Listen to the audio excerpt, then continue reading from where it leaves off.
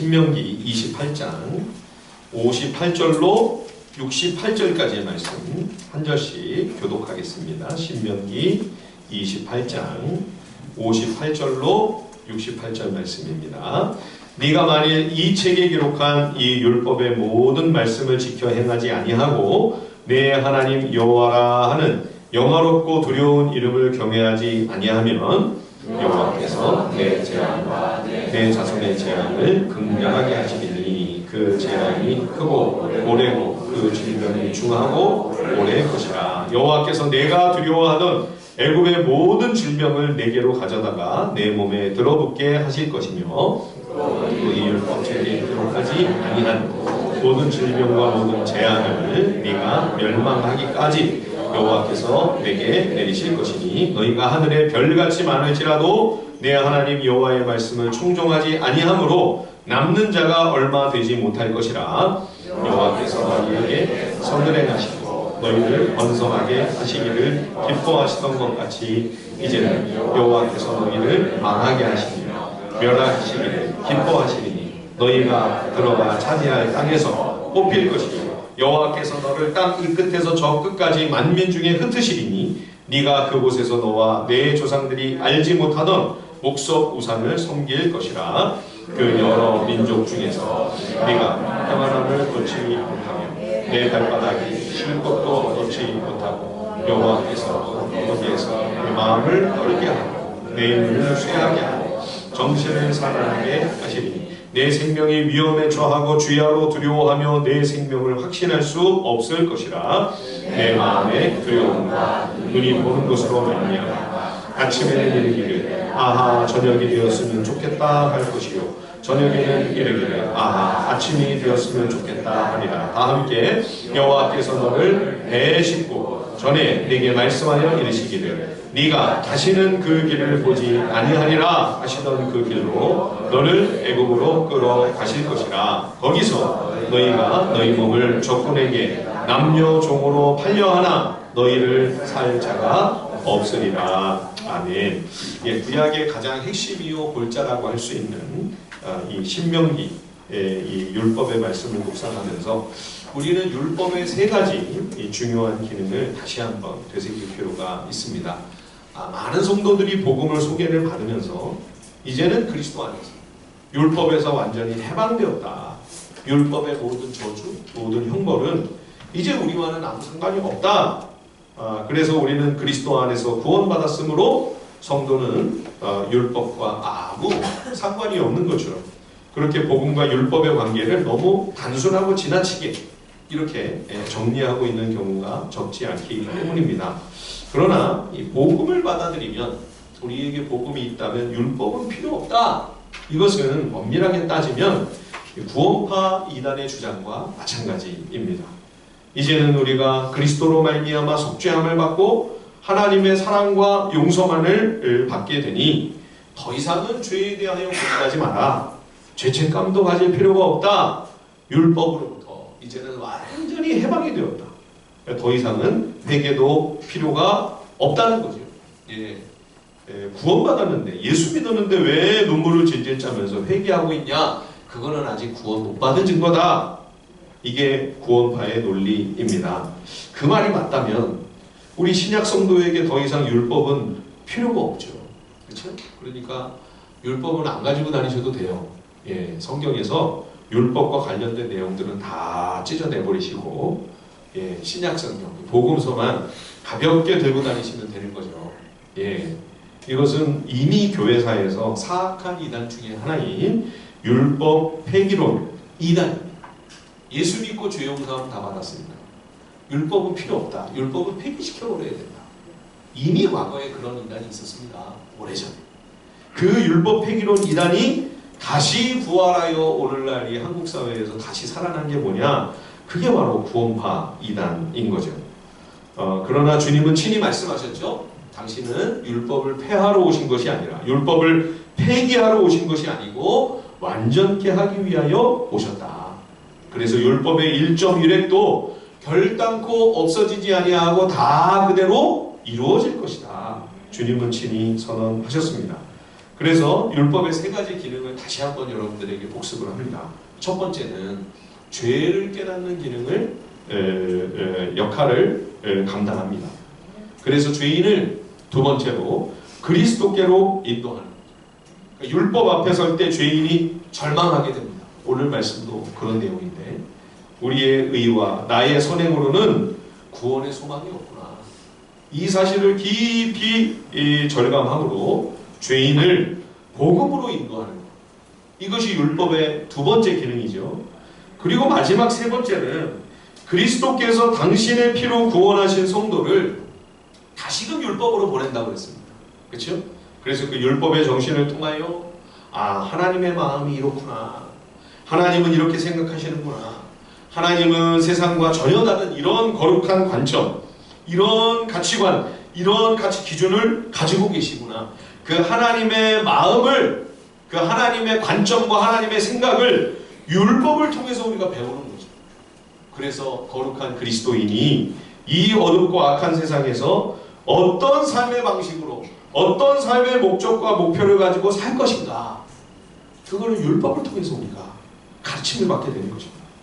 이 율법의 세 번째 기능을 우리가 놓치지 말고, 힘들어도 그래서 우리가 구약성경을 이렇게 신명기 어려운 말씀을 우리가 몇 달에 걸쳐서 이렇게 계속 공부를 해온 거죠. 그럼에도 불구하고 그 율법의 내용 속에서 그 안에 담긴 하나님의 마음의 결을 우리가 잘 깨달아 오늘 내 삶에서, 내 생활의 현장 속에서 그 율법 정신을 적용하며 살아가는 것, 그것이 바로 그리스도를 닮아가는 성화의 과정입니다. 우리가 신약의 서신들을 보면 에베소서나 빌립보서나 로마서나 다 그 바울 서신도 앞에 부분에는 복음의 내용을 설명하고 뒤에 부분에는 이제 복음을 믿고 구원을 받은 하나님의 사람으로서 어떻게 삶을 살아가야 될 것인가, 그 삶에 관한 적용이 나오죠. 그죠? 그 적용에 관련되는 그 모든 신약 서신에 나오는 내용들이 별다른 어떤 새로운 갑자기 뜬금없이 하늘에서 떨어진 이야기들이 아니고요. 사실은 다 이미 율법에서 말씀하셨다. 그 내용을 반복하고 있는 것입니다. 그래서 우리가 하나님의 사람으로 계속해서 영적으로 성장해가며 그리스도를 닮은 그러한 수준으로까지 하나님의 사람답게 성숙해가도록 그리스도께서 우리를 율법을 통하여 교육시키시고 훈련하시며 연단해 가시는 거죠. 이 율법의 세 가지 기능을 우리가 생각할 때 오늘 우리가 지금 읽은 이 신명기 28장, 특히 이제 오늘은 우리가 58절에서 68절까지의 내용만 읽었는데 사실은 15절에서 68절까지의 내용을 우리가 다 봐야 됩니다.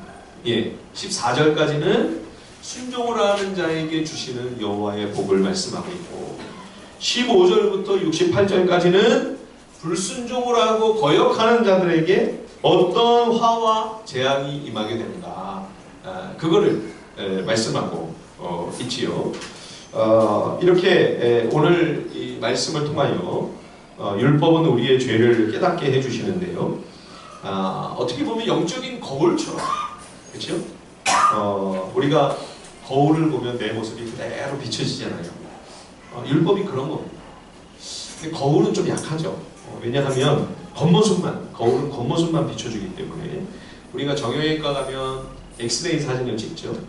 보이지 않는 그 뼛속까지 이게 부러졌는지 골절인지 아닌지 아니면 인대만 좀 늘어난 건지 엑스레이를 찍으면 판단이 딱 되죠. 요즘은 엑스레이만 아니라 컴퓨터로 단층 촬영도 하고요. 심지어 MRI를 찍으면요 3D 화면으로만 나옵니다. 저도 예전에 허리 디스크가 협착까지 진행이 된 적이 있었습니다. 지금은 굉장히 많이 좋아졌습니다만 협착이 오니까 걸음을 못 걷겠더라고요. 아직 50도 안 된 사람이 길을 가다가 주저앉는 거예요. 허리가 너무 아파서.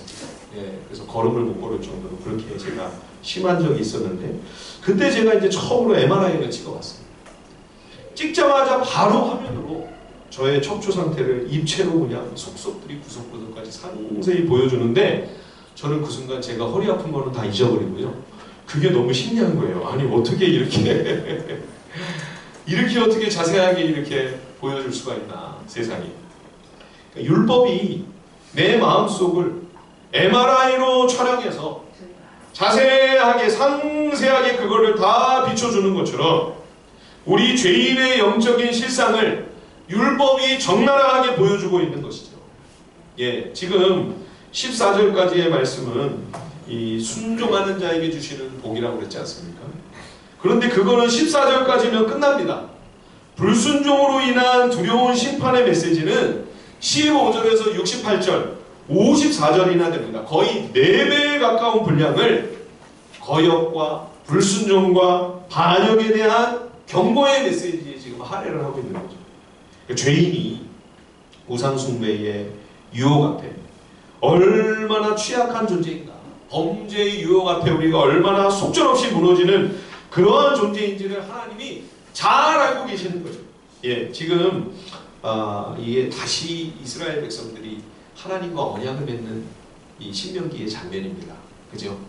우리가 출애굽기에 보면 광야 1세대가 애굽에서 나와서 시내산에서 하나님과 언약을 맺지 않습니까? 하나님이 십계명을 주시고, 예, 또 성막에 대한 모든 식양과 가르침을 주시고, 그래서 우리가 하나님의 백성이 되어 이제는 하나님의 말씀만 따라 살겠습니다. 시내산에서 언약을 맺었어요. 그죠? 그런데 굉장히 그 약속을 다 어기고 실패를 했죠. 그죠? 예, 하나님의 은혜로 살아남았습니다. 지금 이제 광야 2세대가, 예, 1세대는 이제 거의 다 세상을 떠나고 2세대가 이제 살아남아서 곧 가나안 땅으로 들어가려고 할 때 다시 한번 그래서 모세를 통하여 하나님의 말씀을 쭉 모든 십계명과 율법의 모든 말씀을 선포한 다음에 이 모압 땅에서 지금 다시 한번 언약을 맺은 거예요. 모압 언약입니다. 곧 또 들어가서 그 가나안 땅에서 또 한번 그리심산과 에발산에서 다시 한번 언약 예식을 행할 거예요. 그런데도 바로 그 전에 모압에서 지금 모압 언약을 맺고 있는 그러한 상황인데, 우리가 그 땅에 들어가면 꼭 하나님의 말씀을 순종하며 살겠습니다, 이렇게 언약을 체결하고 있으나 하나님은 알고 계십니다. 머지않아 하나님의 뜻을 또 거스르고 악을 행하며 어긋난 길로 삐뚤어질 것을 하나님께서 뻔히 다 보고 계시기 때문에 지금 이렇게 힘주어 말씀하고 있는 것입니다. 15절 한번 보십시오. 신명기 28장 15절 말씀을 한번 먼저 보겠습니다. 네가 만일 내 하나님 여호와의 말씀을 순종하지 아니하여 내가 오늘 내게 명령하는 그의 모든 명령과 규례를 지켜 행하지 아니하면 이 모든 저주가 내게 임하며 내게 이를 것이니, 불순종하는 자에게 하나님의 저주가 임하며 그것이 내게 이른다. 이 내게 이른다라고 하는 이 말은 하나님이 보내시는 재난과 저주가 너를 따른다, 그런 말입니다. 지난 주일날 우리가 성도가 하나님의 말씀을 순종할 때 하나님의 복과 은총이 그를 따른다고 했죠. 주의 인자하심과 성실하심이 나를 따르리니. 예, 그런데 반대로 성도가 주의 뜻을 거스르고 불순종할 때 하나님의 진노와 심판이 나를 따른다는 말입니다. 주의 저주와 재앙이 나를 따르리니, 그렇게 되는 거죠. 참 불행한 일이죠. 16절 이하의 말씀을 보십시오. 그러면 성읍에서도 들에서도 그릇에도 바구니에도 저주가 임합니다. 땅의 모든 열매와 심지어 자녀 후손들에게까지 뿐만 아니라 들어와도 저주를 받고 나가도 저주를 받습니다. 이것은 하나님의 심판이 철저해서 피할 수가 없다는 거예요. 숨을 곳이 없다는 거예요. 도망칠 데가 없습니다. 하나님이 하늘과 땅을 다스리는데 여러분, 땅 끝으로 도망을 가겠습니까? 저 하늘로 우리가 어떻게 사라져버릴 수가 있겠습니까? 불가능한 일이죠. 자, 28장 20절, 21절, 22절 우리 함께 한번 읽어보겠습니다. 신명기 28장 20절로 22절 다 함께 한번 한 목소리로 읽어보시죠. 시작. 네가 악을 행하여 내 손으로 하는 모든 일에 여호와께서 저주와 혼란과 책망을 내리사 망하며 속히 파멸하게 하실 것이며 여호와께서 내 몸에 연병이 들게 하사 네가 들어가 차지할 땅에서 마침내 너를 멸하실 것이며 여호와께서 해병과 열병과 염증과 학질과 한재와 풍재와 썩는 재앙으로 너를 치시리니 이 재앙들이 너를 따라서 너를 진멸하게 할 것이라. 예, 계속 반복되는 단어가 멸한다는 말. 예, 속히 파멸하게 하신다. 마침내 너를 멸하실 것이다. 재앙들이 너를 따르며 결국 너를 진멸할 것이다. 이거는 아무것도 살아남는 것이 없습니다. 완벽하게 전멸시키겠다, 그런 말입니다.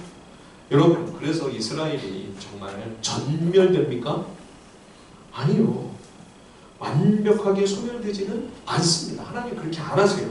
그러면 여러분, 지금 하나님이 거짓말 하시는 겁니까? 그렇지 않습니다. 이스라엘이 우상 숭배를 행하며 율법 정신을 따르지 않는, 하나님의 말씀을 순종하지 않는 어긋난 길을 걸어갈 때 하나님이 얼마나 분개하시며 하나님이 얼마나 슬퍼하시며 주의 백성의 사랑하시는 그 자녀들의 영적인 거역과 그 반란이 하나님께는 얼마나 고통스러운 일인가, 우리에게 생생하게 표현해 주신 하나님의 마음이죠. 자녀들이 말 안 듣고 속 썩일 때 부모에게 그것처럼 힘들고 괴로운 일이 없죠. 그래서 여기 지금 신명기 28장 15절에서 68절까지의 이 불순종에 대한 심판의 선언은 우리를 향한 하나님의 간절한 뜨거운 사랑을 지금 보여주는 그런 말씀입니다. 이런 불행을 우리가 결코 겪지 않기를 간절히 바라고 원하시는, 어떻게 보면 하나님의 간곡한 설득이죠. 간절한 당부입니다. 예, 여러분, 우리를 멸하시는 것이 하나님의 기뻐하시는 뜻이라면 이렇게 구구절절 선택할 필요가 있습니까? 설명할 필요가 있나요? 그냥 지저분한 거 싹 쓸어 담아서 쓰레기통에 버리듯, 죄인들을 이렇게 말도 안 듣고 이렇게 속을 새기는 이 반역자들을 싹 쓸어다가 순간적으로 하나님이 멸하시면 끝나는 일입니다. 간단합니다. 전능하신 권능의 주께 뭐가 어려운 일이겠습니까? 그런데도 하나님은 그렇게 행하지 않으시고 이렇게 애절하게 말씀하시는 거예요. 또 설득하십니다. 그래도 안 되면 그때는 할 수 없이 징계하시는 거죠. 예, 오늘 말씀을 저주와 심판의 메시지라고들 하나 사실상은 그렇게 보기 어렵습니다. 왜냐하면 진짜 이게 저주고 정말 심판이었다면 이스라엘은 벌써 사라졌겠죠. 역사 속에서 벌써 없어지고 우리는 역사 책에서나 아마 이스라엘을 기억할 수 있었을 것입니다. 그러므로 오늘 본문에 기록된 이 모든 환난과 재난, 하나님의 이 재앙과 분노는 심판이나 저주가 아니고요. 사실은 하나님의 징계입니다. 징계. 성경에서 징계라는 것은 부모가 자녀를 기를 때 나오는 단어입니다. 그 헬라어의 징계라고 하는 말이 뭐냐면 그 파이데이아라는 말이거든요. 그 파이데이아라는 말에서 파이디온이라는 말이 나왔어요. 파이디온 여러분 아시죠? 예, 어린이 사역하는 그 선교단체를 파이디온이라고 하잖아요. 어린 아이들이라는 뜻이에요. 부모가 사랑으로 아이를 애지중지 양육하며 기르는 그거를 파이데이아라고 하는데, 그 파이데이아를 성경에서 징계라고 그렇게 번역을 해놨어요. 그러니까 징계 그러면 우리는 막 두렵고 매질을 하고 그렇게 하는 걸 생각하지만 그렇지 않습니다. 부모가 사랑으로 자녀를 훌륭하고 올바르게 가르치기 위하여 온 마음을 다해 그 어머니가 정성과 사랑 가득한 양육으로 그 자녀를 돌보며 기르는 그 과정. 그래서 하나님께서 오늘 이 백성을 징계하신다는 것은 얼마나 이 백성을 향한 하나님의 관심과 사랑이 큰가를 보여주는 거예요. 예, 사랑하지 않으신다면 우상 숭배할 때 하나님이 왜 그렇게 질투를 하시겠습니까? 어긋난 길, 삐뚤어진 길을 갈 때 왜 그렇게 흥분하고 하나님이 분개하시겠습니까? 사랑하지 않는다. 다 필요가 없는 일이죠. 히브리서 12장 7절과 8절에 그래서 이렇게 말씀합니다. 하나님이 아들과 같이 너희를 대우하시나니 어찌 아버지가 징계하지 않는 아들이 있으리요. 사랑하는 자녀라면 징계는 당연히 받는 것이거늘 너희에게 징계가 없다면 그것은 너희가 그 부모의 자녀가 아니기 때문이다. 다른 집 아이들이 잘못을 해도 우리가 남의 자녀를 함부로 야단치지 않습니다. 그렇죠. 그러나 내 자식이라면, 내 새끼라면 이야기가 틀려지죠. 그렇죠. 조금만 무슨 문제가 생겨도 불같은 그런 마음으로, 애정과 깊은 열심으로, 사랑으로 사랑하는 아들, 딸들을 위하여 부모는 어떤 일도 할 수가 있죠. 이스라엘을 향한 하나님의 성실한 징계는 우리를 향한 하나님의 그칠 줄 사랑과 애정을 도리어 우리에게 증거해 주고 있는 그런 말씀이지요. 자, 신명기 28장 23절 한번 보십시오. 신명기 28장 23절입니다. 내 머리 위에 하늘은 노시 되고 내 아래의 땅은 철이 될 것이며. 하늘은 노시 되고 땅은 철이 된다. 이게 무슨 말일까요? 이것은 약속의 땅 가나안, 그 젖과 꿀이 흐르는 땅이 비가 내리지 않아서 그 땅에 들어가 살게 된 하나님의 백성들이 하나님의 말씀을 거역함으로 말미암아 비가 내리지 않아서 가뭄과 기근으로 큰 재난을 겪게 될 것을 예고하는 말씀입니다. 우리 인생은 또 우리가 살고 있는, 우리가 발을 딛고 살고 있는 이 모든 세상, 모든 이 땅은 하나님이 창조하신 땅이요, 하나님이 다스리시는 세계입니다. 하나님이 창조주이시며 생명의 근원이시니 우리가 하나님과 생명적인 연결이 되어 있어야만 우리는 하나님의 풍성한 그 생명을 누릴 수가 있습니다.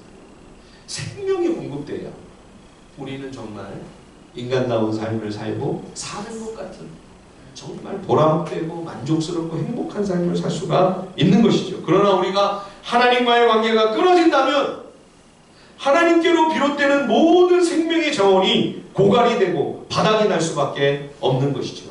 하나님과 연결되어 있는 삶은 하나님의 생명을 만끽합니다. 뿐만 아니라 하나님께서 점점 더 풍성한 하나님의 생명 자원을 공급해 주십니다.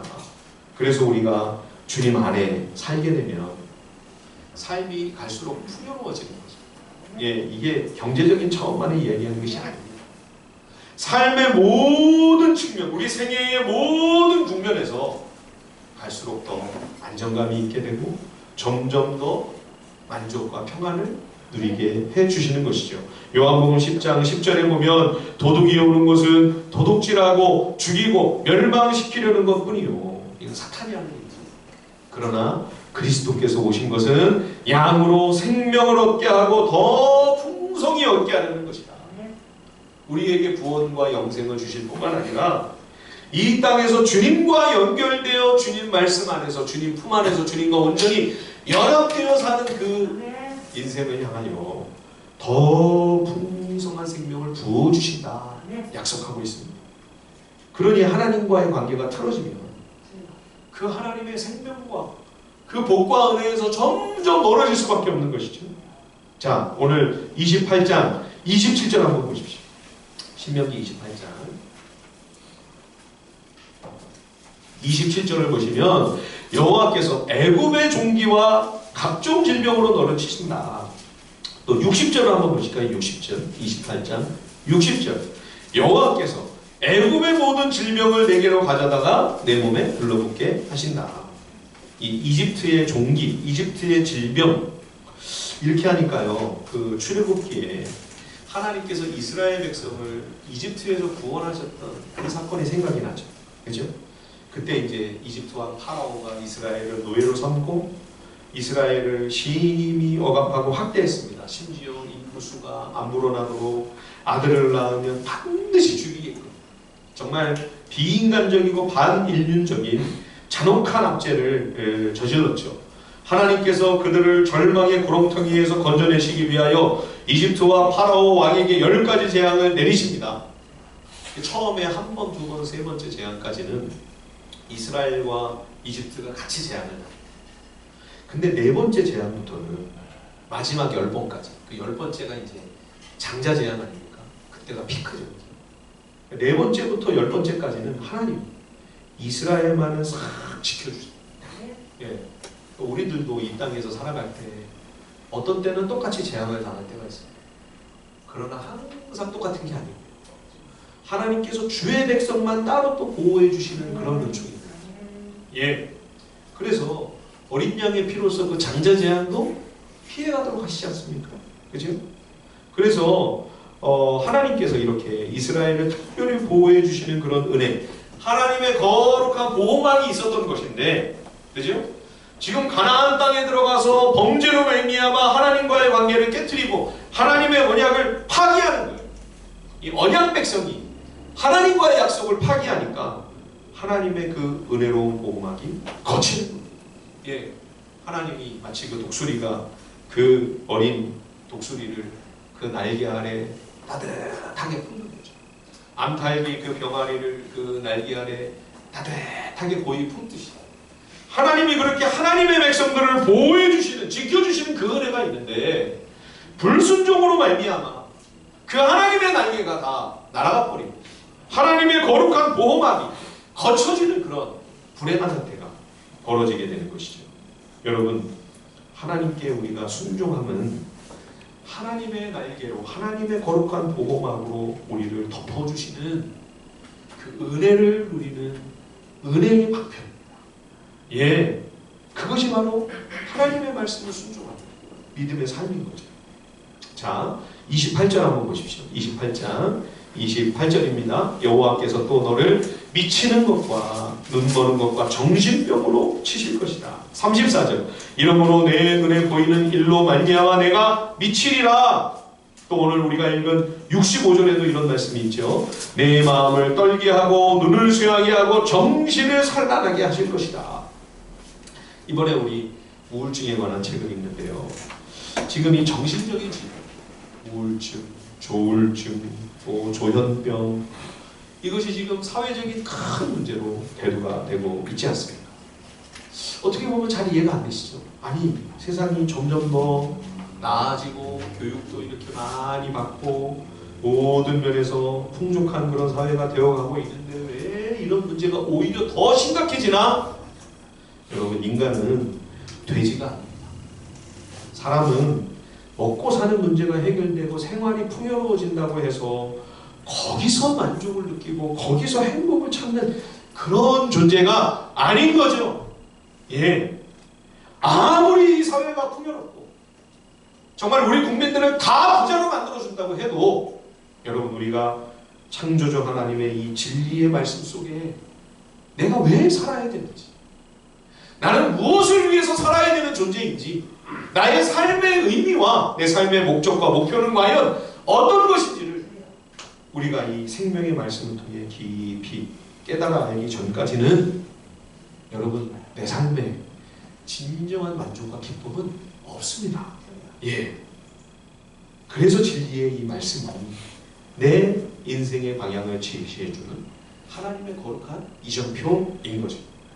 어거스틴의 참회록에 보면 청소년 시절에 이제 자기가 그 몰래 배 열매를 훔쳐 먹던 그 체험을 이야기를 합니다. 배나무 밭에 들어가서 열매를 이제 몰래 따서 이제 친구들 와가지고 그걸 훔쳐 먹는데요.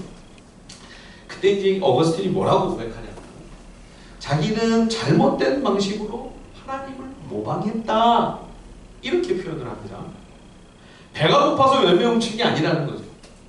하지 말라고 그 많은 그 금기를 어겼을 때 짜릿한 희열을 맛보기 위해 일탈을 저질렀던 것입니다.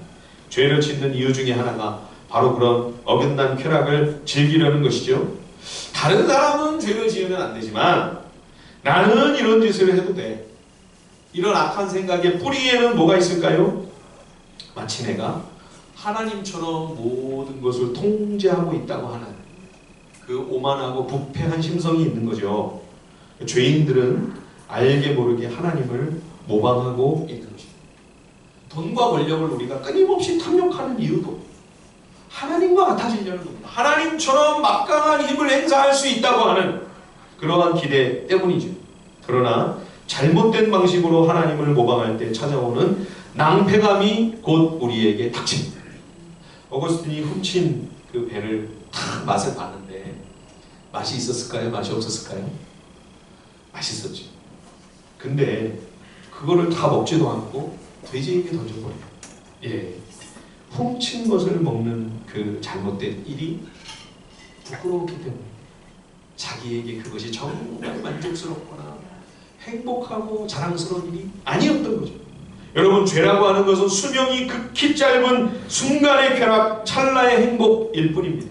진정한 기쁨과 참된 행복이 아닌 가짜 보조품에 불과한 것이죠.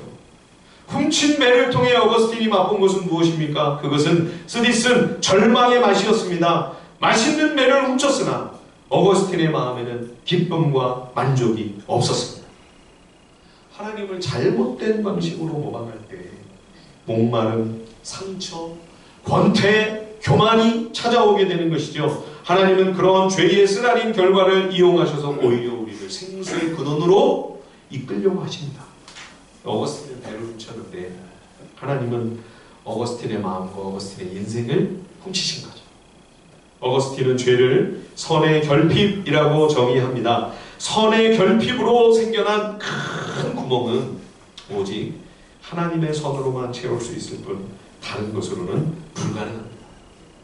죄인은 여러분 매 순간 하나님을 모방하는 거예요. 잘못된 방식. 우리가 죄를 저지르는 것은 잘못된 방식으로 내가 하나님과 같아지려고 계속 하나님을 거역하고 하나님을 반역하는 그러한 악한 일을 시도하는 일인 것입니다. 신명기 28장 38절, 39절, 40절 한번 보실까요? 예, 한번 같이 한번 읽어보겠습니다. 신명기 28장 38절에서 40절 다 같이 시작. 네가 많은 종자를 들에 뿌릴지라도 메뚜기가 먹음으로 거둘 것이 적을 것이며 네가 포도원을 심고 가꿀지라도 벌레가 먹음으로 포도를 따지 못하고 포도주를 마시지 못할 것이며 내 모든 경내에 감람나무가 있을지라도 그 열매가 떨어짐으로 그 기름을 내 몸에 바르지 못할 것이며. 예, 이 말씀을 우리가 가만히 살펴보면요, 우리의 모든 평범하고 지극히 정상적인 일상의 그 소소한 삶들이 하나님의 크신 은혜가 다 그 배후에서 역사하고 계시기 때문에 가능한 것임을 우리가 깨닫게 됩니다. 그냥 당연히 뭐 심었으니까 열매 맺는 것이 그게 아니라는 거죠. 예, 하나님의 도우시는 그 귀한 은총과 하나님의 사랑으로 우리를 붙들어 주시는 그 돌보심과 보호하심이 없이는 우리의 눈물과 땀과 수고에도 불구하고 노력에도 불구하고 남아있는 것이 아무것도 없을 수가 있다. 그죠? 결국 이스라엘은 나라가 다 망하고요, 포로가 되어 머나먼 타국으로 뿔뿔이 흩어지는 지경으로까지 치닫게 됩니다. 적국의 그 군대에 둘러싸여서 성 안에서요 오랫동안 고립무원이 돼가지고, 그래서 심지어는 물도 끊어지고 양식도 고갈이 됩니다. 그렇게 너무 오랜 기간 굶주림에 허덕이다 보니 어떻게 됩니까?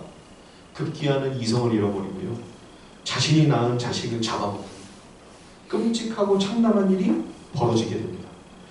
이거 그냥 상상으로 한 이야기 아닙니까? 아니요.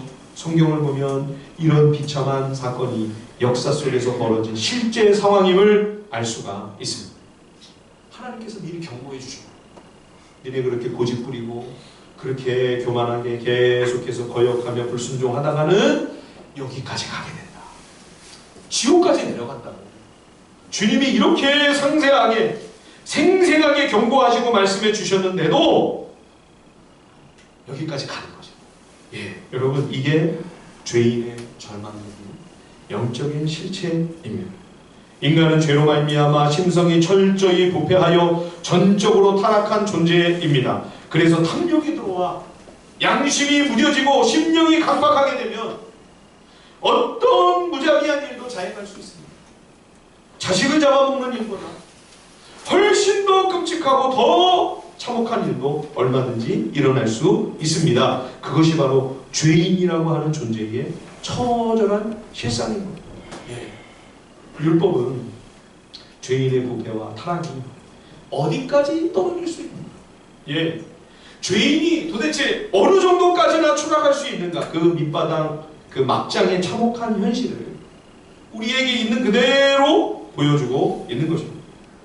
자, 오늘 우리가 읽은 28장 62절에서 64절, 거기도 한번 같이 한번 읽어보시죠. 다시 한번 읽겠습니다. 28장 62절, 63절, 64절 다 같이 시작. 너희가 하늘에 별같이 많을지라도 내 하나님 여호와의 말씀을 청종하지 아니하므로 남는 자가 얼마 되지 못할 것이라. 여호와께서 너희에게 선을 행하시고 너희를 번성하게 하시기를 기뻐하시던 것 같이 이제는 여호와께서 너희를 망하게 하시며 멸하시기를 기뻐하시리니 너희가 들어가 차지할 땅에서 뽑힐 것이요 여호와께서 너를 땅 이 끝에서 저 끝까지 만민 중에 흩으시리니 내가 그곳에서 너와 내 조상들이 알지 못하던 목석 우상을 섬길 것이라. 예, 죄는 하나님의 그 언약하신 약속하신 그 복주심의 은혜를 다 역행해버리는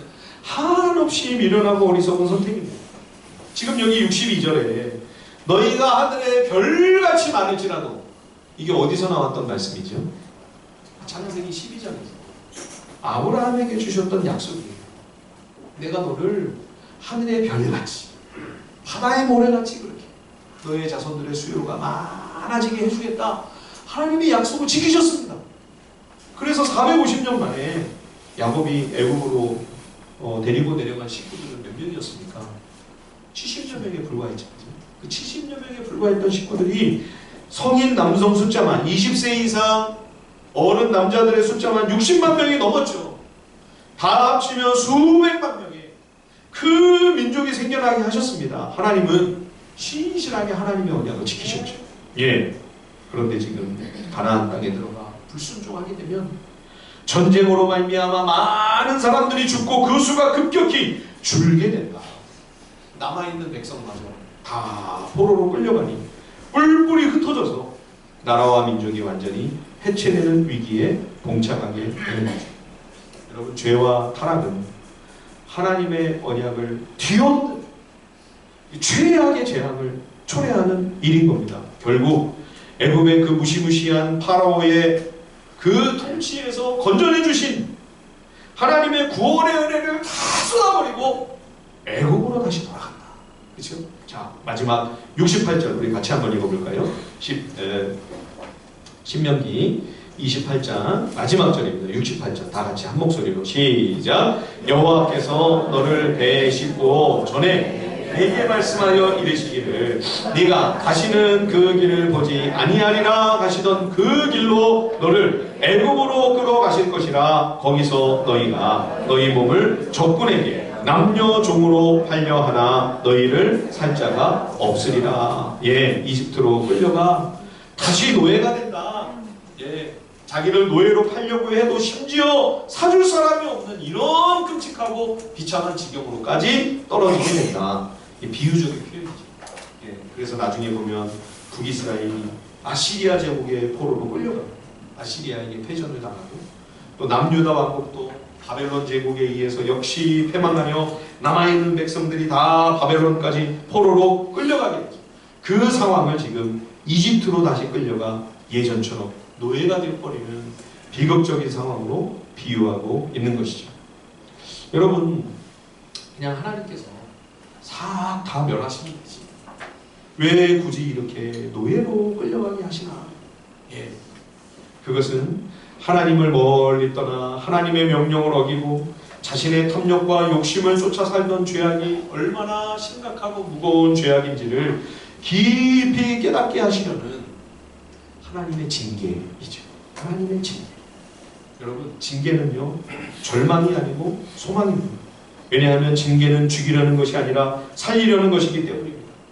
악한 욕심과 너절한 모든 인간의 이 세상에 속한 그러한 욕망을, 탐욕을 다 떨어내고 깨끗하게 빚으시려는, 온전하게 빚으시려는 하나님의 손길이 징계입니다. 보다도 성숙하게 세워주시려고 하시는 하나님의 은혜로운 손길이지요. 어긋난 부분을 고치시려는 하나님의 긍휼입니다. 그래서 징계는 저주가 아니라 심판이 아니라 징계는 오히려 하나님의 은혜입니다. 하나님의 축복입니다. 포로로 끌려간 주의 백성이 마음이 낮아져 회개하고 돌이켰을 때 하나님께서는 사로잡혀간 그 백성이 다시 고향으로 돌아오게 하십니다. 이게 제2의 출애굽이죠. 그죠? 바벨론에서 포로들이 다시 돌아오는 이것을 성경에서는 제2의 출애굽이라고 그렇게 이야기를 하고 있습니다. 기적이 아닐 수 없습니다. 여러분, 세계 역사의 전쟁으로 완전히 패망하여 패망했다가 다시 일어선 나라들이 있어요. 이렇게 포로로 다 끌려가서 흩어지고 없으면 사라졌던 그러한 나라, 그런 민족이 다시 회복되어 일어선 그런 경우를 여러분 보신 일이 있습니까? 하나님 말씀 앞에서 우리가 자신의 허물과 교만을 깊이 깨닫고 우상숭배와 탐욕으로 향하던 내 모든 악한 고집과 내 모든 미련한 생각을 내려놓고 하나님의 징계 앞에서 겸손히 마음 중심을 낮추어 하나님께로 돌아갈 때 하나님은 우리를 고쳐주십니다. 그리고 하나님은 우리를 다시 회복시켜 주십니다. 역대하 7장 14절에 내 이름으로 일컫는 내 백성이 그들의 악한 길에서 떠나 스스로 낮추고 기도하여 내 얼굴을 찾으면 내가 하늘에서 듣고 그들의 죄를 사하고 그들의 땅을 고칠지라. 저는 우리 한국교회가 지금 하나님의 징계를 받고 있는 중이라고 생각을 합니다. 그동안 너무 커지고 세력이 막강해지고 부요해지다 보니까 마음이 높아졌습니다. 지도자들이 먼저 해이해지고 오만해졌습니다. 교회는 하나님께서 기뻐하시는 교회가 나아가야 할 진정한 방향을 놓치고 세속화되어 욕심과 탐욕으로 치다르니 안에서 끊임없는 다툼과 분쟁으로 소금의 맛을 잃고 복음의 빛은 퇴색해 버렸죠. 그래서 지금 하나님께서 교회를 징계하고 계십니다. 모든 허영과 욕심을 내려놓고 교회가 다시 지도자들과 성도들이 다시 말씀 앞으로 돌아가야 합니다. 하나님 외에 다른 것을 쓸데없는 것들을 우리가 높이고 자랑하며 우리가 그동안 인간을 얼마나 높였습니까? 교회의 헛된 건물과 사람의 숫자와 재정을 얼마나 자랑하고 그것을 자부심으로 삼았습니까? 큰 교회라고 하는 것을 얼마나 우리가 긍지로 여겼습니까?